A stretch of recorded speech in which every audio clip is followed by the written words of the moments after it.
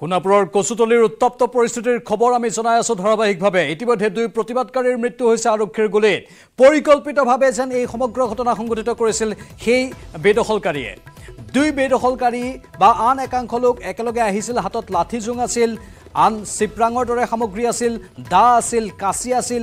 সেইবোৰ আনি তেওঁলোকে আৰক্ষীক আক্ৰমণ কৰিবলৈ উদ্যত হৈছিল আৰু এই সমগ্ৰ ঘটনাক্ৰমত পৰিকল্পনাৰ কথা কোৱা হৈছে। সন্দেহ কৰা হৈছে যে পৰিকল্পনা অনুসৰি তেওঁলোকে আজি উচ্ছেদ চলাবলৈ যোৱা প্ৰশাসনৰ লোকক আক্ৰমণ কৰিলে।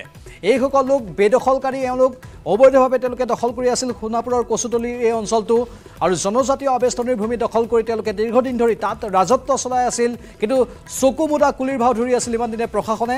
স্থানীয় দল সংগঠন আৰু সচেতন লোকৰ তৎপৰতাতহে আৰক্ষী প্ৰশাসন বাধ্য হ'ল এওঁলোকক উচ্ছেদ কৰিবলৈ আৰু 4 দিন ধৰি উচ্ছেদ শান্তিপূৰ্ণভাৱে চলাৰ পাছত আজি পঞ্চম দিনটোত পৰিস্থিতি উত্তপ্ত হৈ পৰিল। সেই পৰিস্থিতি উত্তপ্ত ইমানেই হ'ল যে দুজনকৈ বেদখলকাৰী মৃত্যুমুখত পৰিবলগীয়া হ'ল আৰু আৰক্ষীৰো প্ৰায় 8জন জোৱান আঘাতপ্ৰাপ্ত হ'বলগীয়া হৈছে। এক ভয়ংকৰ ঘটনা। প্ৰথম অৱস্থাত এইসকল বেদখলকাৰীয়ে আক্ৰমণ কৰিলে আৰক্ষীক। আৰক্ষীয়ে শান্তিপূৰ্ণভাৱে তাত উচ্ছেদ চলাবলৈ গৈছিল, কিন্তু শান্তিপূৰ্ণভাৱে উচ্ছেদ চলাবলৈ যোৱা কাৰ্যক বাধা দিলে এইসকল বেদখলকাৰীয়ে আৰু প্ৰথমেই পৰিকল্পনাৰ অংশস্বৰূপে যেন এওঁলোকে আক্ৰমণ সংঘটিত কৰিলে তেনেধৰণে সন্দেহ কৰা হৈছে। আমাৰ সতীৰ্থ সাংবাদিক মৌচম এতিয়াও লাইভত আছে। মৌচম, আৰু এই মুহূৰ্তৰ কি তথ্য আছে আপোনাৰ লগত জানিব বিচাৰিছোঁ সবিশেষ। হয় প্ৰাঞ্জল, নিশ্চয়কৈ বৰ্তমানো চেপা উত্তেজনা বিৰাজ কৰিছে সমগ্ৰ অঞ্চলজুৰি। আৰক্ষী যথেষ্ট সংখ্যক মোতায়েন কৰা হৈছে আৰু আমি ইতিমধ্যে যি অতিৰিক্ত উপায়ুক্তগৰাকী তেওঁৰ ভাষ্য ল'বলৈ সক্ষম হৈছোঁ। তেওঁৰ ভাষ্য আমি ইতিমধ্যে লৈছোঁ আৰু তেওঁ অৱগত কৰিছে যে পৰিস্থিতি শান্ত, কিন্তু যি পৰিস্থিতি শান্ত বুলি উপায়ুক্তগৰাকী উল্লেখ কৰিছে, কিন্তু বৰ্তমান যি পৰিৱেশ দেখুৱাই আছোঁ, পৰিৱেশ কিন্তু শান্ত যেন নালাগে। আচলতে এই স্থানত যথেষ্ট হাৰত আচলতে বৰ্তমান নিৰাপত্তাৰক্ষী মোতায়েন কৰা হৈছে। বৃহৎ হাৰত আচলতে আৰক্ষীৰ লোক আছে, কিন্তু চেপা উত্তেজনা বৰ্তমানো বিৰাজ কৰিছে সমগ্ৰ অঞ্চলজুৰি। যিসকল লোক আচলতে ম্যাদী পট্টাৰ ভূমিত আছে তেওঁলোকক ঘৰৰ পৰা ওলাই অহাত বাধা বা তেওঁলোকক ওলাই আহিবলৈ মানা কৰা হৈছে, যে তেওঁলোকে আচলতে এই বিক্ষিপ্ত ঘটনাৰ সৈতে কোনো যেন আঘাতপ্ৰাপ্ত নহয় বা তেনেধৰণৰ এক পৰিস্থিতি নহওক, তাৰ পৰিপ্ৰেক্ষিতত সেইসকল লোকক ঘৰৰ পৰা ওলাই আহিবলৈ মানা কৰা হৈছে। আৰু বৰ্তমান এক চেপা উত্তেজনা বিৰাজ কৰিছে। আৰক্ষী সক্ৰিয় হৈ আছে, যিকোনো পৰিস্থিতিৰ বাবে প্ৰশাসন তৎপৰ হৈ আছে। কিন্তু পুনৰবাৰ উল্লেখ কৰিব লাগিব যে বৰ্তমানো চেপা উত্তেজনা বিৰাজ কৰিছে। ৰাষ্ট্ৰীয় ঘাইপথৰ পৰা কিমান ভিতৰত অৱস্থিত এই অঞ্চলটো মৌচম? হয় নিশ্চয়কৈ প্ৰাঞ্জল, ৰাষ্ট্ৰীয় ঘাইপথৰ পৰা এই পথছোৱাৰে চন্দ্ৰপুৰ সংযোগী এই পথ, চন্দ্ৰপুৰৰ পৰা আচলতে যি বৰবিলা অঞ্চল সংযোগী হয় আৰু সেই অঞ্চলৰ পৰা আচলতে এই পথেৰে অনুপ্ৰৱেশকাৰী প্ৰৱেশ কৰিছিলে, যি অভিযোগ উত্থাপন হৈছিল বা ৰাইজে হাতে লোটে ধৰি আৰক্ষীক গতাই দিছিল। অনুপ্ৰৱেশকাৰীয়ে নিশাৰ ভিতৰতে ব্ৰহ্মপুত্ৰদি নাৱেৰে আহিছিল, তাৰপাছত চন্দ্ৰপুৰ অঞ্চলত প্ৰৱেশ কৰি অঞ্চললৈ আহিছিল আৰু আপুনি ইতিমধ্যে কৈছে যে ট্ৰেক্টৰৰ সহায়তো সামগ্ৰী লৈ আহে তেওঁলোকে আৰু নিশাটোৰ ভিতৰতেই তেওঁলোকে নিজৰ ঘৰ বাৰী তাত সাজু কৰি দিয়ে। হয় প্ৰাঞ্জল, নিশ্চয়কৈ আমি নিউজ 18 অসম নৰ্থ ইষ্টৰ দৰ্শকক দেখুৱাইছোঁ পূৰ্বতে যে তেওঁলোকে কেনেদৰে 4খন ট্ৰেক্টৰত আচলতে ৰেডিমেড সামগ্ৰী লৈ আহিছিলে, ঘৰ বনোৱা বিভিন্ন আচবাব লৈ আহিছিলে আৰু নিশাৰ ভিতৰত তেওঁলোকে ঘৰ সাজি এই স্থানত বসবাস কৰাৰ চেষ্টা চলাইছিলে। কিন্তু স্থানীয় ৰাইজৰ তৎপৰতাত আচলতে 4খনকৈ ট্ৰেক্টৰ জব্দ কৰাৰ লগতে সেইসমূহ সামগ্ৰী জব্দ কৰি সোণাপুৰ আৰক্ষী থানাত চমজাই দিয়া হৈছিলে। সোণাপুৰ আৰক্ষী থানাত কেইবাটাও দল সংগঠনে অভিযোগ দাখিল কৰিছিল আৰু যি উল্লেখ কৰিছোঁ কিছু মুহূৰ্তৰ আগলৈকে এই স্থানত আচলতে আমি প্ৰৱেশ কৰিবলৈ পৰা নাছিলোঁ। এক ভয়ংকৰ পৰিৱেশ ইয়াতে সৃষ্টি হৈছিলে। কেইবাখনো বাহন আচলতে আমি দেখুৱাইছোঁ ভিজুৱেলত যে বাহন আচলতে বিধ্বস্ত ৰূপত পৰি আছে, বিভিন্ন লোক হতাহতি হৈছে, আৰক্ষীৰ লোক কেইবাগৰাকীও আহত হৈছে। আৰু যি স্থান ক'ব লাগিব, সোণাপুৰৰ যি ৰাষ্ট্ৰীয় ঘাইপথছোৱা আছে, সোণাপুৰ ৰাষ্ট্ৰীয় ঘাইপথৰ পৰা প্ৰায় 3 কিলোমিটাৰ ব্যৱধান এয়া, আৰু 3 কিলোমিটাৰ ব্যৱধানত আচলতে এই পৰিস্থিতিৰ সৃষ্টি হৈছে। আৰু নিশ্চয়কৈ উল্লেখ কৰিছোঁ যে অনুপ্ৰৱেশকাৰীৰ যি আচলতে এই যি আজি যি পৰিৱেশ আমি ৰাইজক দেখুৱালোঁ বা যি পৰিস্থিতিৰ সন্মুখীন হ'লোঁ, নিশ্চয়কৈ এক ভয়ংকৰ পৰিৱেশ। অনুপ্ৰৱেশকাৰী যি উচ্ছেদিত লোকসকলে যি পৰিৱেশৰ সৃষ্টি কৰিলে, কিন্তু আঁতৰি যোৱা নাই এতিয়াও। এই ভয়ংকৰ পৰিস্থিতি উদ্ভৱ হৈ গ'ল, 2 অনুপ্ৰৱেশকাৰীৰ মৃত্যু হৈ গ'ল, তাৰ পাছতো কিন্তু তেওঁলোকে আঁতৰি যোৱা নাই, তাতে অৱস্থান কৰি আছে হয়তো বেদখলকাৰীসকলে আৰু তেওঁলোকে হয়তো তাতে থাকিম বুলি নাচুৰ বান্দা হৈ আছে ইমানৰ পাছতো। হয় প্ৰাঞ্জল, নিশ্চয়কৈ ক'ব লাগিব যে উচ্ছেদকাৰীসকলক আৰক্ষীয়ে আচলতে আঁতৰাই পঠাবলৈ চেষ্টা কৰিছিলে, তেওঁলোকে কিছু আঁতৰি গৈছে, কিন্তু ক'ব নোৱাৰি যে এই মুহূৰ্তত পৰিস্থিতি শান্ত কিয়নো যিকোনো পৰিস্থিতি পুনৰ উদ্ভৱ হ'ব পাৰে যাৰ আশংকাত আচলতে বৰ্তমান আৰক্ষী অধিক হাৰত আচলতে এই স্থানত মোতায়েন কৰা হৈছে আমি কি পৰিৱেশৰ সৃষ্টি হৈছিল কি ভয়ংকৰ এক পৰিৱেশৰ সৃষ্টি হৈছিলে নিউজ 18 অসম নৰ্থ ইষ্টত দেখুৱাইছিলোঁ আৰু নিশ্চয়কৈ সোণাপুৰ ৰাজহ বিষয়া আহিছে এই মুহূৰ্তত তেওঁলোকৰ সৈতে কথা পাতিব খুজিম ছাৰ অকণমান আপোনাৰ সৈতে কথা পাতিব খোজোঁ যে উচ্ছেদ চলি আছিলে উচ্ছেদ হয় ছাৰৰ লগত কথা পাতিলোঁ আমি আপুনি যিহেতু উচ্ছেদ চলোৱা সময়ত আছিলে শান্তিপূৰ্ণ আছিলে 4 দিনীয়া উচ্ছেদ কিন্তু আজি হঠাৎ এই পৰিস্থিতি কেনেকুৱা ছাৰ এটা মানে মানুহখিনিৰ ওপৰত কথা সিহঁতে এতিয়া মানে অতদিনে চলি থকাৰ কাৰণে হয়তো তেনেকুৱা এটা পৰিস্থিতি হৈছে য'ত সিহঁতে মানে এইটো মে বি মই চিয়'ৰ নহয় হয়তো প্লেন টাইপৰ তেনেকুৱা এটা হয় য'ত মানুহখিনি ইমানখিনি মানুহ একেলগে গোট খাই খাব পাৰে সেইটো বিগত কেইদিন কিন্তু এনেকুৱা উচ্ছেদত কোনো এক অপ্ৰীতিকৰ পৰিস্থিতি শান্তিপূৰ্ণ আছিল হয় মানুহখিনিৰ লগত কথা বতৰা পাতি আমি সিহঁতক বুজাইছিলোঁ যে যিহেতু চৰকাৰী মাটি হয় তেওঁলোকে ইয়াত থাকিব নোৱাৰে তাৰ বাবে মানে তেওঁলোকে মান্তিও কৰিছিলে আৰু নিজে ঘৰবিলাক খুলি মেলি লৈ গৈছিলে তো সেইটোৱে হয় নিশ্চয়কৈ এয়া সোণাপুৰ ৰাজহ বিষয়া তেওঁৰ মন্তব্য শুনালোঁ যে তেওঁলোকে আচলতে যি বেদখলকাৰী আছিল তেওঁলোকক বুজাইছিলে বুজোৱাৰ পিছত তেওঁলোকে ঘৰ দুৱাৰ খালী কৰি এই স্থান ত্যাগ কৰিবলৈ আগবাঢ়িছিল বা বাসগৃহসমূহ ভাঙি দিয়া হৈছিল শান্তিপূৰ্ণ আছিল পৰিস্থিতি কিন্তু হঠাৎ আজি এই পৰিস্থিতি কিয় উদ্ভৱ হ'ল ইয়াত কোনো তৃতীয় শক্তিৰ হাত আছে নেকি নিশ্চয়কৈ এক চিন্তনীয় বিষয় কিয়নো ভয়ংকৰ আছিল পৰিৱেশ দুগৰাকী লোকৰ মৃত্যু কেইবাগৰাকী আৰক্ষী আহত এয়া সৰু কথা নহয় প্ৰাঞ্জল নিশ্চয়কৈ ইয়াৰ উচিত তদন্তৰ প্ৰয়োজন আছে এই ঘটনা ইয়াতেই যেন সমাপ্ত হওক তেনে এক ব্যৱস্থা গ্ৰহণ প্ৰশাসনে কৰিব লাগে আৰু নিশ্চয়কৈ সাধাৰণ ৰাইজ যাতে ইয়াৰ পৰা কোনো আচলতে যি স্থানত বৰ্তমান আপোনালোক আছে সেই স্থানৰ পৰা কিমান দূৰত ঘৰবোৰ নিৰ্মাণ কৰা হৈছিল কিবা দৃশ্য দেখুৱাব পৰা যাব নেকি তাৰ পৰা হয় প্ৰাঞ্জল ইয়াৰ পৰা আৰু প্ৰায় 2 কিলোমিটাৰ ভিতৰত আচলতে সেই বাসগৃহসমূহ আছিলে আৰু আমি দেখুৱাইছোঁ ইয়াৰ কিছু আঁতৰতো আচলতে কেইবাটাও যি অনুপ্ৰৱেশকাৰী প্ৰথম পৰ্যায়ত যি নিশা প্ৰৱেশ কৰাৰ পাছত অভিযোগ উত্থাপন হৈছিল সেইসমূহ লোকৰ লগত কোন কোন জড়িত আছিল সেইকেইটা ঘৰ কিন্তু ভাঙি দিয়া হৈছিল কিছু আগত আছে সেইকেইটা ঘৰ আৰু ইতিমধ্যে উল্লেখ কৰিছোঁ যে কিছু লোকে আচলতে একাংশ লোকৰ পৰা এই ভূমিসমূহ ক্ৰয় কৰিছিল প্ৰাঞ্জল সেইটো চিন্তনীয় বিষয়ে প্ৰশাসনে তদন্ত কৰাৰ নিশ্চয় কৰিব লাগে এই ক্ষেত্ৰত যে সেই লোকসকলে ভূমি কিন্তু ক্ৰয় কৰিছিল একাংশৰ পৰা আৰু ক্ৰয় কৰি সেই বেদখল কৰা ভূমি ক্ৰয় কৰিছিল আৰু তাৰ পাছত তেওঁলোকে বসতি স্থাপন কৰিছিল কিন্তু কোন লোকে আচলতে সেই ভূমি বিক্ৰী কৰিছিল কোন দালাল চক্ৰ ইয়াত জড়িত আৰু কোন তৃতীয় শক্তি এই আজিৰ পৰিস্থিতিৰ উদ্ভৱ কৰিলে দুগৰাকী লোকৰ মৃত্যু হ'ল আৰক্ষী আহত হ'ল নিশ্চয়কৈ এক উচ্চস্তৰীয় তদন্তৰ প্ৰয়োজন আছে এই চক্ৰটোৰ এটা উদ্দেশ্য হ'ব পাৰে মৌচম যিটো আমি পূৰ্বতে ঢিঙত দেখিছোঁ বা আন প্ৰান্তত দেখিছোঁ বটদ্ৰৱাত দেখিছোঁ যেনেধৰণে একাংশ লোকক ভয় ভাবুকি দি মাটি দখল কৰা হয় বা অধিক টকাৰ লোভ দি মাটি দখল কৰা হয় ঠিক সোণাপুৰ গুৱাহাটীৰ পাৰ্শ্বৱৰ্তী সোণাপুৰতো একেই ঘটনা সংঘটিত হ'ল কচুতলী অঞ্চলটোত আৰু তেনেধৰণে তেওঁলোকে গোগ্ৰাসে গোটেই মাটিবোৰ নিজৰ হাতলৈ আনিবলৈ চেষ্টা কৰিলে আৰু ইতিমধ্যে সক্ষমো হৈছিল অতি দুৰ্ভাগ্যজনকভাৱে এই তথ্যবোৰ বহু পলমকৈ পোহৰলৈ আহিছে স্থানীয় বিধায়কগৰাকীয়ে এটা বছৰ পূৰ্বে সেইখিনি কৈছিল আমিও বাতৰি সম্প্ৰচাৰ কৰিছিলোঁ ইমান দিনে কিন্তু আৰক্ষী প্ৰশাসনে কোনো ভূমিকা লোৱা নাছিল আমি বাৰে বাৰে সেই কথাটো কৈ আছোঁ কেৱল দল সংগঠনৰ তৎপৰতা আৰু একাংশ সচেতন লোকৰ তৎপৰতাৰ বাবে আৰক্ষী প্ৰশাসনে ভূমিকা ল'বলৈ বাধ্য হ'ল আৰু তাৰ পাছত এই বিষম পৰিস্থিতি আজি আমি দেখিবলৈ পালোঁ কচুতলী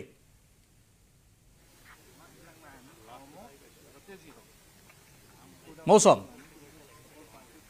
হয় প্ৰাঞ্জল নিশ্চয়কৈ আমি পূৰ্বতে উল্লেখ কৰিছোঁ যে এইসকল ভূমি কোনো লোকে আচলতে বেদখলকৃত এই ভূমি অন্য লোকক বিক্ৰী কৰিছিল আৰু পুনৰ উল্লেখ কৰিছোঁ নিশাৰ ভিতৰত তেওঁলোকে সম্পৰ্ক কৰিছিল অন্য লোকৰ সৈতে যি অন্য লোকে আচলতে প্ৰৱেশ কৰিছিল কচুতলী চন্দ্ৰপুৰৰ এই পথছোৱাৰে চন্দ্ৰপুৰেৰে আচলতে এই পথছোৱাৰে প্ৰৱেশ কৰিছিল এই স্থানত আৰু তেওঁলোকে ভূমি বেদখল কৰিছিল বা যি বেদখলকৃত ভূমি তেওঁলোকৰ পৰা ক্ৰয় কৰিছিল আৰু ইয়াত তৃতীয় শক্তি জড়িত আছে দালাল চক্ৰ জড়িত আছে আজি এই পৰিস্থিতিৰ বাবে নিশ্চয়কৈ কোনো তৃতীয় শক্তিৰ হাত আছে নহ'লেনো 3-4 দিনৰ আচলতে যি উচ্ছেদ শান্তিপূৰ্ণ আছিল তাৰ পাছত আজি কিয় এই পৰিস্থিতিৰ সৃষ্টি হ'ল এক তদন্তৰ প্ৰয়োজন আছে আৰু পূৰ্ব পৰিকল্পনাৰ অংশ নেকি এই সমগ্ৰ ঘটনাক্ৰম তাক লৈ এতিয়া প্ৰশ্ন উত্থাপন হৈছে কোনো তৃতীয় শক্তিয়ে এওঁলোকক প্ৰৰোচিত কৰিলে নেকি আৰক্ষীক আক্ৰমণ কৰিবলৈ ইয়াৰ আঁৰত জড়িত সেই ব্যক্তিসকল কোন যিসকলে এইসকল অবৈধ বেদখলকাৰীক প্ৰৰোচিত কৰিলে আৰক্ষীক আক্ৰমণ কৰিবলৈ আমি পৰৱৰ্তী সময়ত দৃষ্টি ৰাখিম কিছু ভাষ্য আছে আমি ভাষ্য শুনাই লৈছোঁ তাৰ পাছতে আমাৰ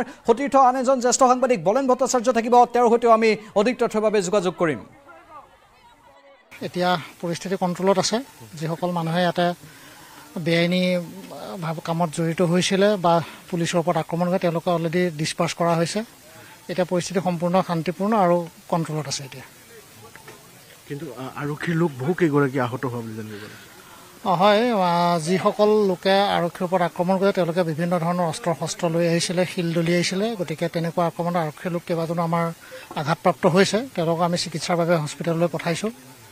কেনেকুৱা ধৰণৰ অস্ত্ৰ লৈছিলে তেওঁলোকে? ইমান ওচৰলৈ সেইটো কোনেও চাব পৰা নাই, কিন্তু হাতে হাতে তেওঁলোকে লাঠি, দা, কোঠাৰ শিল আৰু শিল দলিয়াইছে, এনেকুৱা ধৰণৰ হেৰি কৰিছিলে।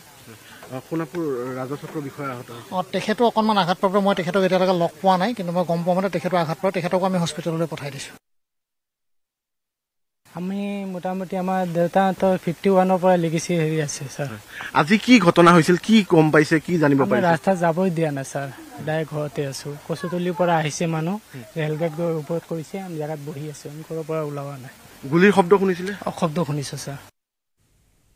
আমাৰ কেইবাজনো সতীৰ্থ সাংবাদিক ঘটনাস্থলীত যিহেতু উপস্থিত আছে। জ্যেষ্ঠ সাংবাদিক বলেন ভট্টাচাৰ্য এই মুহূৰ্তত লাইভত আছে। বলেন, এক ভয়ংকৰ ঘটনা হৈ গ'ল। 2জনকৈ বেদখলকাৰীৰ মৃত্যু হ'ল, আৰক্ষীৰো 8জনকৈ লোক আঘাতপ্ৰাপ্ত হ'বলগীয়া হ'ল। এতিয়া প্ৰশ্ন উত্থাপন হৈছে এই সমগ্ৰ ঘটনাক্ৰমত, এইসকল বেদখলকাৰীয়ে আৰক্ষীক আক্ৰমণ কৰাৰ এই ঘটনাক্ৰমত কোনোবাই প্ৰৰোচিত কৰিছে নেকি এওঁলোকক, সেই প্ৰশ্নটো উত্থাপন হৈছে। আপোনাৰ লগত আৰু শেহতীয়া কি তথ্য আছে?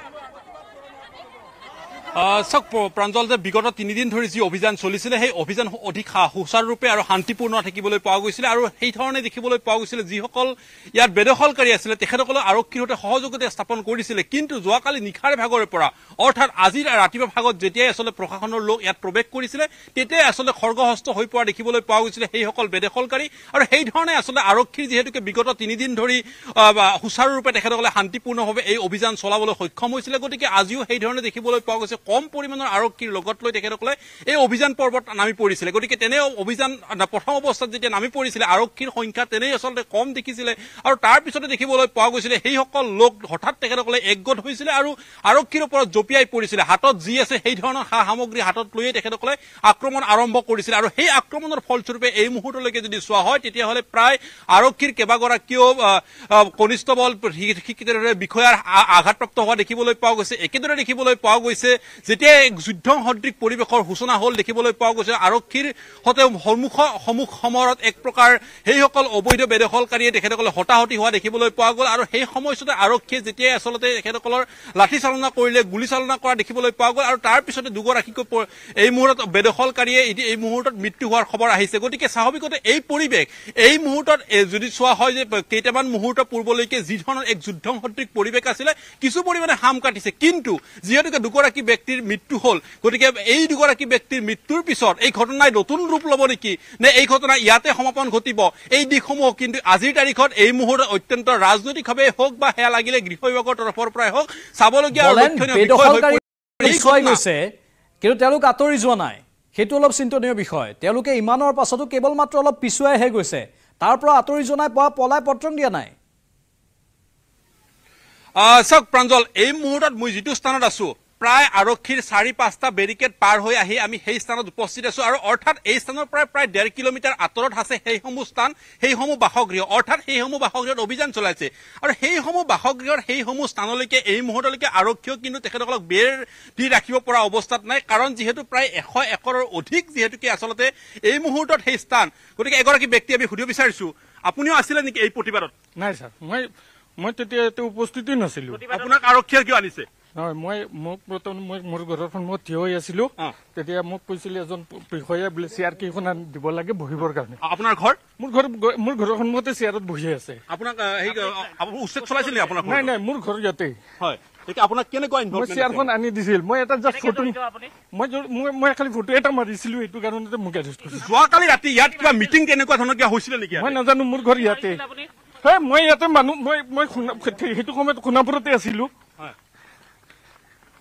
আমি এগৰাকী এই মুহূৰ্তত লোকক দেখুৱাইছো যে আচলতে যি অবৈধ কাৰ্যকলাপ বা সেই ধৰণে আচলতে দেখিবলৈ পোৱা গৈছে, আৰক্ষীক যি ধৰণৰ হকা বাধা প্ৰদান কৰিছিলে, হাতত শিলগুটি বা লাঠি জং লৈছিলে, সেইসকল লোক এই মুহূৰ্তত দেখিবলৈ পোৱা গৈছে। চৌদিশে যিহেতুকে আৰক্ষীৰ এক প্ৰকাৰ কটকটীয়া নিৰাপত্তা বেষ্টনী এই মুহূৰ্তত আছে আৰু চৌদিশে আৰক্ষীয়ে এই মুহূৰ্তত বিয়পি আছে। গতিকে তেনে যিসকল লোকক এই মুহূৰ্তত আৰক্ষীয়ে সন্দেহ কৰিছে সেইসকল লোকক এই মুহূৰ্তত দেখিবলৈ পোৱা গৈছে তেখেতসকলক থানালৈকে লৈ যোৱাৰ ব্যৱস্থা গ্ৰহণ কৰা হৈছে। অৰ্থাৎ কোনো কাৰণতে আৰক্ষীৰ ওপৰত আক্ৰমণ চলোৱা সেইসকল কোনো লোক এই মুহূৰ্তলৈকে দেখিবলৈ পোৱা গৈছে তেখেতসকলক কোনো কাৰণতে কিন্তু লৈ যোৱা নহ'ব। এই মুহূৰ্তত আমি সেই কথাও জানিব বিচাৰিছোঁ যে কেইবাগৰাকীও আৰক্ষী এই মুহূৰ্তত আঘাতপ্ৰাপ্ত হোৱাৰ খবৰ আমি জনাইছোঁ। সমান্তৰালভাৱে দেখিবলৈ পাইছোঁ যে উপ আৰক্ষী আয়ুক্ত মৃণাল ডেকাৰ কিছু পৰিমাণে আঘাতপ্ৰাপ্ত হোৱাৰ তথ্য আমাৰ হাতত আহি পৰিছে, ভিজুৱেল আমাৰ হাতত আহি পৰিছে যে মূল এই যি উচ্ছেদ চলি আছিলে এই উচ্ছেদ চলি থকা অৱস্থাতে মৃণাল ডেকাই সমূহ ভাগৰ পৰা তেখেতে নেতৃত্ব দিছিলে আৰু সমূহ ভাগৰ পৰা নেতৃত্ব দিয়া মৃণাল ডেকা এই মুহূৰ্তত ডিচিপি গৰাকীয়ে এই মুহূৰ্তত কিছু পৰিমাণে আঘাতপ্ৰাপ্ত হোৱালৈ ভৰিত আঘাতপ্ৰাপ্ত হোৱা বুলি আমি জানিব পাৰিছোঁ। গতিকে এই মুহূৰ্তত সেই গুৰুত্বপূৰ্ণ খবৰ নিশ্চয় গুৰুত্বপূৰ্ণ খবৰ। আৰু আমি আক্ৰমণকাৰীসকলক দেখিবলৈ পাইছোঁ বলেন আক্ৰমণকাৰীসকলৰ মাজত মহিলাও আছিল, পুৰুষৰ সমান্তৰালকৈ মহিলাসকলো দৃশ্য ইতিমধ্যে বন্দী হৈছে কেমেৰাত। মহিলাসকলো একেলগে ওলাই আহিছিল, হাতত দা আছিল, লাঠি আছিল, চিপৰাং আছিল, এনেধৰণৰ কিছু সামগ্ৰী আছিল তেওঁলোকৰ। হয়তো কিছু সামগ্ৰী ইতিমধ্যে জব্দও কৰা হৈছে। চাওক প্ৰাঞ্জল, যে যিহেতুকে 3 দিন ধৰি অভিযান চলিল আৰু সেই অভিযান তেখেতসকলে সুচাৰুৰূপে সম্পন্ন কৰিলে, কিন্তু আজি যেতিয়া দেখিবলৈ পাইছে যে তেখেতসকলৰ অভিযান চলাবলৈ আৰক্ষীৰ তেনেই কম সংখ্যক আৰক্ষীয়ে ইয়াত আছিলে, প্ৰশাসনৰ লোক উপস্থিত হৈছিলে, তেনে অৱস্থাত আচলতে সুযোগ গ্ৰহণ কৰিবলৈ চেষ্টা কৰা হৈছিল। হয়তো এটা পৰিকল্পিত তেখেতসকলে অধ্যায় ৰচনা কৰিছিলে, সেইসকল অবৈধ বেদখলকাৰীয়ে হয়তো এটা পৰিকল্পিত এটা অধ্যায় ৰচনা কৰিছিলে আৰু সেই অধ্যায় মতে তেখেতসকলে আগবাঢ়িছিলে। গতিকে আৰক্ষীৰ কম সংখ্যক তেখেতসকলে উপস্থিত দেখা মাত্ৰেই তেখেতসকলে প্ৰথম অৱস্থাত যাঠি লৈ আৰম্ভ কৰিছিলে। আৰু সেই ধৰণে যদি চোৱা হয় এই মুহূৰ্তত আমি যি স্থানত উপস্থিত আছো সেই স্থানতেই আচলতে কেইবাটাও ইয়াত খণ্ডযুদ্ধ ইতিমধ্যে সম্পন্ন হৈছে আৰু এই খণ্ডযুদ্ধ সম্পন্ন কৰি সেইসকলক এই স্থানৰ পৰা ইতিমধ্যে ছত্ৰভংগ দিয়াবলৈ সক্ষম হৈছে। কিন্তু এই মুহূৰ্তত ক'ব পাৰি যে মূল যি তেখেতসকলৰ যি বাসগৃহৰ সেই স্থানসমূহ সেই স্থানলৈকে লৈ যাবলৈ কিন্তু এই মুহূৰ্তত পৰা নাই। গতিকে দেখুৱাই পাইছোঁ যে কেইবা হাজাৰো আৰক্ষীৰ ইয়াৰ কটকটীয়া নিৰাপত্তা বেষ্টনীৰ আৰক্ষীৰ যি আচলতে ছত্ৰ সেয়া এই মুহূৰ্তত দেখিবলৈ পোৱা গৈছে। আৰু সেই সময়ৰ ধৰণে দেখিবলৈ পোৱা গৈছে আৰক্ষীসকলে তেখেতসকলে অভিযান বা সেই গোটেই আচলতে এই পৰিস্থিতি যাতে নিয়ন্ত্ৰণ কৰিব পাৰে তাৰ ব্যৱস্থা গ্ৰহণ কৰি থকা দেখিবলৈ পোৱা গৈছে। কিন্তু দেখিবলৈ পোৱা গৈছে যে এই মুহূৰ্তত পৰিৱেশ খাম কটা নাই, হয়তো আৰু অধিক পৰিৱেশ হয়তো জটিল হোৱাৰ সম্ভাৱনা থাকিব পাৰে। কিন্তু এই পৰিৱেশ এতিয়া প্ৰশাসনে কি ধৰণে আচলতে তেখেতসকলে সুচাৰুৰূপে তেখেতসকলে নিয়ন্ত্ৰণ কৰে এই বিষয়টো অত্যন্ত গুৰুত্বপূৰ্ণ হৈ পৰিছে। ইতিমধ্যে সতীৰ্থ মৌচুমে উল্লেখ কৰিছে সেইখিনি কথা যে যোৱাকালি নিশাৰ ভাগত ইয়াত এখন গোপন বৈঠক হোৱাৰ কথা উল্লেখ কৰা হৈছিল। তৃতীয় শক্তি ইয়াত হাত থকাৰ সন্দেহ প্ৰকাশ কৰা হৈছিল। হয়তো সেনে কোনো শক্তিয়ে হয়তো এইসকল লোকক হয়তো উচতনি দিবলৈ চেষ্টা চলোৱা হৈছিলে আৰু যাৰ উচতনিত হয়তো আজি এইদৰে আৰক্ষীৰ ওপৰত জঁপিয়াই পৰিছিলে সেইসকল লোক। গতিকে সেইসকল লোকৰ যি এই উচতনিমূলক সেই কাৰ্যকলাপত লিপ্ত সেই আচলতে কোন সেইসকল লোক, এই বিষয়ে আৰক্ষী আচলতে কি ধৰণে গ্ৰহণ কৰিব, এই সকলোবোৰ দিশ এই মুহূৰ্তত অত্যন্ত লক্ষণীয় ৰূপে বিবেচিত হৈছে। নিশাৰ ভাগতো এইসকল আৰক্ষী তাতে অৱস্থান কৰি থাকিব নেকি, কিবা তথ্য পাইছে আপুনি বলেন? চাওক, পৰিস্থিতি হাম কটালৈকে আৰক্ষীয়ে ইয়াত থাকিব আৰু আৰক্ষীয়ে উল্লেখ কৰে এই মুহূৰ্তত এক ভিতৰুৱা তথ্য জানিব পৰা গৈছে যে যদি প্ৰয়োজনত তেখেতসকলৰ প্ৰয়োজন হয় বা ইয়াত যিসকল খিলঞ্জীয়া বা যিসকল এই ইয়াত ভূমিপট্টাত থকা যিসকল লোক তেখেতসকলে যদি বিচাৰে, কাৰণ দেখিব পোৱা গৈছে যে এই সংঘাত আপুনি যদি মন কৰে যি অবৈধ বেদখলকাৰী ইয়াত বসবাস কৰি আছে, যি ভূমিত প্ৰায় 50 একৰ ভূমিতকৈ অধিক ভূমিত তেখেতসকলে বসবাস কৰি আছে, সমান্তৰালভাৱে একে গাতে লাগি থকা মই যদি দেখুৱাই দিব বিচাৰো যে মূল ৰাজপথৰ পৰা অতিক্ৰম কৰাৰ পিছত প্ৰায় 1 কিলোমিটাৰ 2 কিলোমিটাৰ অঞ্চললৈকে কিন্তু সেইসকল ইয়াত ভূমিপট্টা থকা লোক ইয়াত আছে। গতিকে কেনেবাকৈ সেইসকল ভূমিপট্টা থকা সেইসকল লোকৰ ওপৰত যদি সেইসকল উচ্ছেদিত ৰাইজে কেনেবাকৈ যদি আক্ৰমণ বা তেনেকুৱা ধৰণৰ সংঘাতৰ হয়তো ইয়াত সন্দেহ লাভ কৰা হৈছে, কাৰণ এইসকল লোকেও হয়তো কেনেবাকৈ আৰক্ষী কেতিয়াও অভিযোগ দিছিলে নেকি, এই সকলোবোৰ দিশ কিন্তু ইয়াত সামৰি আছে। গতিকে সেই দিশটো আৰক্ষীয়ে লক্ষ্য ৰাখিছে। গতিকে যদি আৰক্ষীৰ প্ৰয়োজন হয়, আৰক্ষীয়ে যদি সেনেকুৱা ধৰণৰ ক্লুসমূহ আৰক্ষীৰ হাতত থাকে, তেতিয়াহ'লে তেখেতে হয়তো নিশা পৰ্যন্তলৈকে ইয়াত হয়তো পহৰা দিয়াৰ ব্যৱস্থা গ্ৰহণ কৰিব, যাতে কোনো কাৰণত অপ্ৰীতিকৰ পৰিস্থিতিৰ সৃষ্টি নহয়। যিহেতুকে যিসকল বেদখলকাৰী এইসকল বেদখলকাৰীক এই মুহূৰ্তলৈকে এই স্থানৰ পৰা তেখেতসকলে আঁতৰাব পৰা নাই, কাৰণ সেই স্থানতে তেখেতসকলে এই মুহূৰ্তত গোট খাই আছে আৰু তৰপে যদি চোৱা গৈছে যে কেইবাটাও ছাইডৰ পৰাই তেখেতসকলে তৰপে গোট খাই আছে আৰু দেখিবলৈ পোৱা গৈছে এটা তৰপে যেতিয়া ছত্ৰভংগ দিয়া হয় আনটো তৰপে আহি পুনৰবাৰ সেই স্থানত একে স্থানতে প্ৰতিবাদ সাব্যস্ত কৰে বা তেখেতসকলে সেই ধৰণে আচলতে আৰক্ষীৰ আচলত ভয় ভাবুকি দেখুৱাবলৈ চেষ্টা চলোৱা হয়। গতিকে এনেকুৱা ধৰণৰ নিশ্চয় আৰু কিবা কাৰণত যদি ইয়াত তৃতীয় শক্তিৰ হাত আছে, সেই তৃতীয় শক্তিটোৱে আকৌ হয়তো চেষ্টা চলাব পাৰে পৰিস্থিতি অশান্ত কৰাৰ বাবে, কাৰণ এই দুষ্ট শক্তিটোৱে পৰিস্থিতি অশান্ত কৰি হয়তো অন্যফালে মুনাফা লাভৰ বাবে চেষ্টা কৰিব পাৰে। তেনেধৰণৰ বহুখিনি সন্দেহ প্ৰকাশ কৰা হৈছে। লাইনত থাকক বলেন আপুনি, মই এইখিনি মুহূৰ্তত এটা ভাষ্য আহিছে, ভাষ্যটো শুনাই ল'ব বিচাৰিছোঁ। আমি ইলেকশ্যন কৰি থাকোঁতে ইফালে আমি ভালকৈ কৈ আছোঁ কথাটো যে আপোনালোকে মানে চৰকাৰী মাটি যিখিনি আছে সেইখিনি যাতে আপোনালোকে বস্তু বাহিনীখিনি সিহঁতে ৰাখিছে, প্লাছ তাতে এটা সৰু টেম্পু টানি সিহঁতে মানুহখিনি উঠি যোৱা নাই। সেইকাৰণে আমি কৈছিলোঁ মানুহখিনি উঠাই যোৱা, আৰু সিহঁতে তম্বু চম্বুবিলাক আমি ভাঙি দিছোঁ আৰু ঘৰৰ বস্তুবিলাক অলপমান সাইড কৰি দিছোঁ। সাইড কৰি দিওঁতে সিহঁতে এজন এজনকৈ মানুহ তাৰমানে পুৰা একদম ভৰ্তি হৈ গ'ল হৈ সিহঁতে তাৰমানে একদম হামলা কৰি দিছে আমাক। অহাৰ সময়ত তাৰমানে পিছত সিহঁতে লাঠি টাঙান লৈ গোটেইবিলাক একেবাৰে খেদি আহি আছে। পুলিচ বাহিনী আমাৰ হেৰি আছে, সিহঁতে অকণমান প্ৰটেকশ্যন দিলে। ফায়াৰিং আমাৰ কৰা গ'ল, ব্লেংক ফায়াৰ কৰা গৈছে। তাৰপাছত আমি ঠিক ফিল্ড পোৱাৰ লগে লগে সিফালে ওপৰেদি ৰাস্তাইদি আকৌ সমানে পুলিচৰ গাড়ী কেইখন ভাঙিলে। পুলিচৰ গাড়ী 2খন গাড়ী পুৰা হেৰি কৰিছে, গ্লাছবিলাক ভাঙিছে। মানে বলেন কেইবাটাও ভাগত বিভক্ত হৈ এইসকল বেদখলকাৰী আক্ৰমণ কৰিলে আৰক্ষীক। চাওক প্ৰাঞ্জল, গোটেই বিষয়টো যিহেতুকে এই মুহূৰ্ততে দেখিবলৈ পোৱা গৈছে, যিসকল লোক প্ৰৱেশ কৰিছে বা যিসকল লোকে আৰক্ষীৰ ওপৰত জঁপিয়াই পৰিছে সেইসকল লোকেই প্ৰকৃততে আচলতে সেইসকল লোক এই স্থানৰে হয় নে নিশাৰ ভাগতে তেখেতসকল ক'ৰবাত প্ৰৱেশ কৰিলে, এই দিশটো আৰক্ষীয়ে এই মুহূৰ্তত চাইছে। গতিকে যদি আৰক্ষীৰ তদন্ত হয়, আৰক্ষীয়ে যদি তদন্ত কৰিবলৈ গোটেই দিশটো যদি চায়, গতিকে আজি এই ঘটনাৰ পাছত কাৰণ 2গৰাকী লোক ইতিমধ্যে মৃত্যু হৈছে, এই 2গৰাকী লোকৰ মৃত্যুৰ ক্ষেত্ৰত হয়তো সুকীয়া তদন্তৰ ব্যৱস্থা থাকিব, কিন্তু সমান্তৰালভাৱে দেখিব পোৱা যায় যে এইসকল যি অপ্ৰীতিকৰ পৰিস্থিতিৰ সূচনা হ'ল, এই অপ্ৰীতিকৰ পৰিস্থিতিৰ সূচনাৰ আঁৰত আচলতে কোনো শক্তি জড়িত থকাৰ যিখিনি কথা ইতিমধ্যে সন্দেহ কৰা হৈছে, সেই কথাখিনি আৰক্ষীয়ে কি ধৰণে গ্ৰহণ কৰিব। কাৰণ কোৱা হৈছে যে বিগত এদিন পূৰ্বলৈকে আচলতে এই স্থানত যিসকল লোক সমাবেত হৈছিলে, হঠাৎ আজি দিনৰ ভাগত যথেষ্ট সংখ্যক লোকৰ সমাগম ঘটিছে আৰু সেইসকল লোকে আৰক্ষীৰ ওপৰত জঁপিয়াই পৰিছে। গতিকে সেইসকল লোক ক'ৰ পৰা আহিলে, কি আহিলে, এই সকলোবোৰ দিশো কিন্তু আৰক্ষীয়ে হয়তো চাইছে। গতিকে এই দিশসমূহৰ ক্ষেত্ৰত কেনেকুৱা ধৰণৰ ব্যৱস্থা হ'ব আৰক্ষীয়ে হয়তো নিশ্চয়কৈ চাব। কিন্তু যিহেতুকে নিশা নামি আহিব, গতিকে আন্ধাৰত এই আৰক্ষীৰ আজিৰ এই উচ্ছেদ অভিযান এই মুহূৰ্তলৈকে দেখিবলৈ পোৱা গৈছে যে যি অপ্ৰীতিকৰ পৰিস্থিতিৰ সূচনা হৈছিলে, দেখিবলৈ পোৱা গৈছে আৰক্ষীৰ ওপৰত জঁপিয়াই পৰিছিল। এনেকুৱা ধৰণৰ কাৰ্যকলাপসমূহৰ এতিয়া নিশাৰ ভাগত আৰক্ষী কি ধৰণে মোকাবিলা কৰিব, এই কথাটো অত্যন্ত গুৰুত্বপূৰ্ণ বিবেচিত হৈছে। কাৰণ সমান্তৰালভাৱে এফালে দেখিবলৈ পোৱা গৈছে উচ্ছেদ চলোৱা একাংশ লোক আৰু আনফালে দেখিবলৈ পোৱা গৈছে নিজৰ ভূমিপাত্ৰত থকা একাংশ লোক। গতিকে সেইসকল লোকৰ মাজতো যাতে কোনো কাৰণত অপ্ৰীতিকৰ পৰিস্থিতিৰ সূচনা নহয়, গতিকে সেই নিশ্চয় সেইটো এটা মূল কথা। মুঠতে সাধাৰণজনৰ নিৰাপত্তাৰ বিষয়টো জড়িত হৈ আছে। দুষ্ট চক্ৰই সাধাৰণজনৰ নিৰাপত্তাৰ ওপৰতো এতিয়া কুঠাৰাঘাত পেলাবলৈ হয়তো চেষ্টা কৰিব পাৰে, তেনেধৰণৰ আশংকা কৰা হৈছে। লাইনত থাকক, এই মুহূৰ্তত কাৰ্বি ছাত্ৰ সংগঠনৰ এজন সদস্যৰ ভাষ্য আহিছে, শুনাব বিচাৰিছোঁ। যোৱা কিছুদিনৰ পৰা প্ৰশাসনৰ নেতৃত্বত যি উচ্ছেদ অভিযান চলি আছিলে, শান্তিপূৰ্ণভাৱে যি ডিমৰীয়া দল সংগঠনৰ আহ্বানত, প্ৰতিবাদৰ আহ্বানত বা দাবীত প্ৰশাসনে যি শান্তিপূৰ্ণভাৱে উচ্ছেদ অভিযান চলাই আছিলে, কোনো ধৰণৰ অপ্ৰীতিকৰ পৰিস্থিতি চলা নাছিল। কিন্তু আমি যিটো খবৰ পাইছোঁ, যোৱা নিশা প্ৰায় 12মান বজালৈ বোলে এক বিশেষ মিটিং ইয়াত কচুতলি গাঁৱত হোৱা বুলি আমি শুনিছোঁ। আৰু যাৰ ফলস্বৰূপে আজি এই প্ৰশাসনৰ তৰফৰ পৰা 200জনীয়া এক আৰক্ষীয়ে অৰ্ধসামৰিক এটা দল গৈছিলে, যি কি কয় উচ্ছেদিত ঠাইসমূহত পৰিদৰ্শন কৰিবলৈ। তেনে ক্ষেত্ৰত একাংশ অচিনাক্ত দুৰ্বৃত্ত প্ৰায় 1000মান হ'ব বুলি আমি শুনিছোঁ। তেখেতসকলে কি হ'ল, প্ৰশাসনৰ যি আমাৰ বিষয়ববী আছে, কৰ্মচাৰী আছে, আনকি এই আৰক্ষীৰো 4গৰাকীকৈ বৰ্তমানলৈকে 4গৰাকী আহত হোৱা বুলি আমি শুনিছোঁ। তেনে ক্ষেত্ৰত চৰকাৰক এটাই আহ্বান কৰোঁ যে যাতে এই দুষ্কৃতিসকলক কঠোৰ হাতেৰে দমন কৰিব লাগে। দুষ্কৃতিকাৰীক কঠোৰ হাতেৰে দমন কৰিব লাগে, এয়া দল সংগঠনৰ সদস্যৰ প্ৰতিক্ৰিয়া।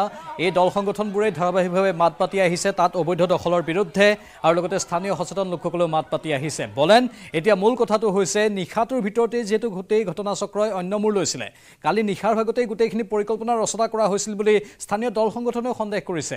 মানে ইয়াত স্বাভাৱিকতেই এটা শক্তি জড়িত হৈ আছে, সেইটো নিশ্চিত। সেই কথাখিনি আচলতে প্ৰতিটো ঘটনাতে যদি আপুনি মন কৰে তেতিয়াহ'লে দেখিবলৈ পোৱা হৈছে পূৰ্বৰ কেইবাটাও উচ্ছেদ কাৰ্যতো দেখিবলৈ পোৱা গৈছিল যে এনেকুৱা ধৰণৰ কিছুমান তৃতীয় শক্তি হয়তো জঁপিয়াই পৰে বা তেখেতসকলে উচতনিমূলকভাৱে এই ধৰণৰ কাৰ্যকলাপ সংঘটিত কৰাৰ ক্ষেত্ৰত তেখেতসকলে হাৰ পানী যোগায়। গতিকে আজিৰ ক্ষেত্ৰতো আচলতে তেনেকুৱা ধৰণৰ ঘটনাই আছিল নেকি, যি ধৰণৰ আৰক্ষীয়ে এই মুহূৰ্তত সন্দেহ প্ৰকাশ কৰিছে, যিখিনি কথা আমাক এই সূত্ৰই প্ৰকাশ কৰিছে। গতিকে সেই যদি আচলতে তেনেকুৱা ধৰণৰ কোনো পক্ষ জড়িত আছে, গতিকে সেই পক্ষসমূহৰ ক্ষেত্ৰত আৰক্ষীৰ ব্যৱস্থা কি ধৰণৰ হ'ব বা তেখেতসকলে কি ধৰণে এই গোটেই বিষয়টো চোৱা চিতা কৰিব, সেই দিকটো অত্যন্ত লক্ষণীয়। সমান্তৰালভাৱে ক'ব পাৰি যে নিশা ইতিমধ্যে আৰক্ষীয়ে চিনাক্ত কৰিছে বলেন এজন লোকক আমি দেখিছোঁ লৈ গৈছে আৰক্ষী। আপুনি কিছু কথা পাতিবলৈও চেষ্টা কৰিলে লোকজনৰ সৈতে, তেওঁ কিছু কথা কৈছে যে মই মাত্ৰ বহিবলৈ একাংশ লোকক দিছিলোঁ, এনেধৰণৰ কিছু ভাষ্য দিছে, কিন্তু তেওঁৰ কথাখিনি অস্পষ্ট, ভালদৰে তেওঁ ক'ব পৰা নাই। তেওঁ সন্দেহবশতঃ লৈ যোৱা হৈছে হয়তো আৰক্ষীৰ তৰফৰ পৰা। চাওক সময় সময় দেখিবলৈ পোৱা গৈছে যে দুপৰীয়া ভাগৰ পৰা এই মুহূৰ্তলৈকে কেইবাগৰাকীও তেনে ব্যক্তিক এই মুহূৰ্তত সন্দেহবশতঃ আৰক্ষীয়ে এই মুহূৰ্তত সোধপোছৰ কাৰণে থানালৈকে লৈ যোৱা হৈছে হয়তো আজি তেখেতসকলৰ নিশা ভাগলৈকে সোধপোছ চলিব গতিকে তাত যি ধৰণৰ আৰক্ষীয়ে সন্দেহ কৰা হৈছে তাত হয়তো কেনেবাকৈ ক্লু লুকাই থাকিব পাৰে নেকি কাৰণ এই মুহূৰ্তত আমি যিগৰাকী ব্যক্তিৰ সাক্ষাৎ লৈছিলোঁ সেইগৰাকী ব্যক্তিয়ে উল্লেখ কৰিছে যে তেখেতসকলে বহিবলৈ ঘৰৰ সন্মুখত চকী দুখনহে দিছিলে গতিকে তাৰ বাহিৰে তেখেতসকলৰ কোনো ধৰণৰ ইনভলভমেণ্ট নাছিলে বুলি কোৱা হৈছে সন্মুখৰ পৰা আনকি সেই আৰক্ষী আৰু যিসকল বেদখলকাৰী তেওঁলোকৰ মাজত সংঘাতৰ যিখন ছবি সেইখন ছবি কি ধৰণৰ দেখিছিল সেইখিনি কথা স্পষ্টভাৱে উল্লেখ কৰিছে কিন্তু তাৰ বাহিৰে তেওঁলোকে কোনো ধৰণৰ ঘটনাৰ লগত যোগাযোগ নাই বা ঘটনাৰ লগত তেনেকৈ প্ৰত্যক্ষভাৱে তেখেতসকলে কাম কৰা নাই বুলি তেখেতসকলে উল্লেখ কৰিছে গতিকে এই কথাসমূহ সংবাদ মাধ্যমৰ সন্মুখত প্ৰকাশ কৰা এইসমূহ কথা কিমান দূৰ সঁচা বা যি এই মুহূৰ্তলৈকে খবৰ আছে প্ৰায় 10 গৰাকীও লোকক ইতিমধ্যে সোধপোছৰ কাৰণে থানালৈকে লৈ যোৱা হৈছে সেইসমূহ লোকৰ পৰা কি ধৰণৰ ক্লু লাভ কৰে এইসমূহ সকলোবোৰ লক্ষণীয় হৈ পৰিছে কিন্তু এটা কথা প্ৰাঞ্জল ক'ব পাৰি যে সোণাপুৰৰ পৰা যি সংযোগী যি মূল পথ এই পথেৰে আচলতে নিশাৰ ভাগলৈকে লোকসকল অহাৰ কোনো নিশ্চয় বহু গুৰুত্বপূৰ্ণ কথা আপুনি বহুখিনি গুৰুত্বপূৰ্ণ তথ্য আপোনালোকে দিলে বলেন আৰু মৌচম কিন্তু এই মুহূৰ্তত সোণাপুৰ জিলা চিকিৎসালয়ত য'ত কেইবাজনো আৰক্ষী লোক ভৰ্তি হৈ আছে য'ত দুজনকৈ বেদখলকাৰীৰ মৃত্যুৰ খবৰ আহিছে য'ত মানে চিকিৎসাধীন অৱস্থাতেই তাত উপস্থিত আছে আমাৰ জ্যেষ্ঠ সাংবাদিক দীপাংকৰ দাস দীপাংকৰ আৰু অধিক তথ্য কি আছে এই মুহূৰ্তত আপোনাৰ লগত প্ৰাঞ্জল চাওক অভাৱনীয় পৰিস্থিতি আৰু আজি পঞ্চমটো দিন আছিলে গোটেই উচ্ছেদ অভিযানৰ আৰু এই মুহূৰ্তত মই আহি উপস্থিত হৈছোঁ সোণাপুৰ জিলা চিকিৎসালয়ৰ চৌহদত আৰু ভিতৰ ভাগত এক প্ৰকাৰ অবৰ্ণনীয় পৰিস্থিতি কাৰণ বিভিন্নজনৰ সৈতে আমি আহি কথা পাতিছোঁ কেইবাটাও মৃতদেহ এই মুহূৰ্তত কিন্তু ভিতৰত থকা বুলি আমি খবৰ লাভ কৰিছোঁ কিন্তু নিশ্চিত খবৰ এই মুহূৰ্তত প্ৰকাশ কৰিব পৰা হোৱা নাই কাৰণ হস্পিটেল কৰ্তৃপক্ষৰ ফালৰ পৰা এই মুহূৰ্তলৈকে কোনো তথ্য তেওঁলোকে সদৰি কৰা নাই কিন্তু একাংশ ইয়াত লোক আছে বাহিৰ ভাগত মই যদি তেওঁলোকৰ সৈতে যদি কিছু কথা পাতোঁ আপোনালোকৰ ঘৰ বাৰী ভাঙিলে চাগে এতিয়া কিমান কি হ'ল ক্ষয় ক্ষতি কিমান হৈছে মানুহ কিমান বহুত মানুহ মৰি গ'ল মানুহ মৰিছে ভৰিত গুলি লাগিছে সৰু ভাইটি গুলি লাগিছে ইয়াতে আছে আৰু লগত পাৰ্টনাৰ দুটা মৰিছে ঢুকাইছে কি নাম কেইটা কি জুবাহিৰ আৰু এটা হেৰি জহিৰুল ঢুকা নাই দুখ পাইছে আৰু মৰাটো আৰু হাইদৰ আলী মানে কেইজন ঢুকালে মোটামুটি 10-11 জন সেইকেইটা নাম পাহৰি গৈছো ক'ত আছে এইবিলাক মানুহ জিএমচিত গৈছে ইয়াতো আছে জিএমচিত 4টাকে 5টা মান গ'ল ইয়াৰ বাকী এইট আছে এতিয়া ভিতৰত সোমাব নাদে ফেমিলি আছে ভিতৰত সৰু পোৱালি আছে স্কুলৰ পৰা সেইটোও গুলি লাগিছে স্কুলৰ ছোৱালীৰো গুলি লাগিছে গেছ লাগিছে বোমা প্ৰাঞ্জল প্ৰত্যক্ষদৰ্শী নিশ্চয় দীপাংকৰ দাস অধিক তথ্য লাগিব আমাক আপুনি লাইনত থাকিব কাৰণ বহুকেইটা বিস্ফোৰক তথ্য উদ্ঘাটন হ'ব পাৰে এওঁলোকে কৈছে যে নিহতৰ সংখ্যা 2তকৈ বেছি 5-6 জন নিহত বুলি এওঁলোকে দাবী কৰিছে আমি তেওঁলোকৰ ভাষ্য আকৌ ল'ম দীপাংকৰ লাইনত থাকক বলেন লাইনত থাকক মৌচম লাইনত থাকক কিন্তু এই মুহূৰ্তত আমি এতিয়াৰ বাতৰিৰ পৰা বিদায় লৈছোঁ পৰৱৰ্তী বাতৰিত অধিক তথ্য সম্প্ৰচাৰ কৰি থাকিম